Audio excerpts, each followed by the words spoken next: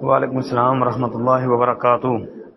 محترم بھائی کہتے ہیں جی کہ سوال ہے کہ اگر کوئی شخص جان بوجھ کر نماز سے پہلے اور بعد والی سنتیں ادا نہیں کرتا تو کیا گناہ گار ہوگا یا بس اس کی ادائیگی کا ثواب نہیں ملے گا؟ محترم بھائی، ایک تو وہ فضیلت سے، ثواب سے، اجر سے محروم ہو جائے گا، نمبر ایک، اور بہت بڑی خیر سے محروم ہو جائے گا۔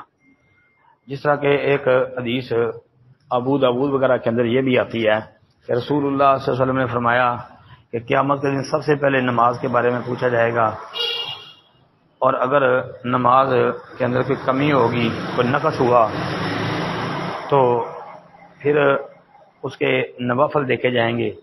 تو جو زندگی میں وہ نفلی عبادت کرتا رہا ہوگا تو نفلوں کے ساتھ اس کے فرضوں کی کمی کو پورا کر دیا جائے گا۔ جی، دو باتیں۔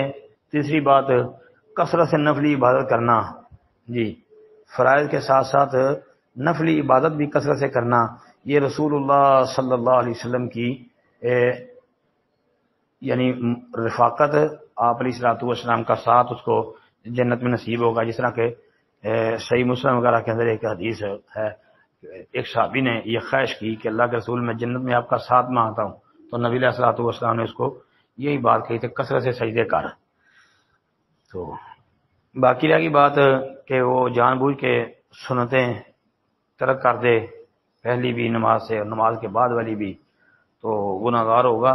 ہاں، گناہ گار کا تو پتہ نہیں، البتہ نبی علیہ الصلوۃ والسلام کی سنتوں سے اعراض کرنا، اس کے متعلق اتنی بات یاد رکھیں کہ جو نبی علیہ السلام کی سنتوں سے اعراض کرنے والا ہے وہ نبی علیہ الصلوۃ والسلام کے طریقے پر نہیں ہے۔ السلام علیکم ورحمۃ اللہ۔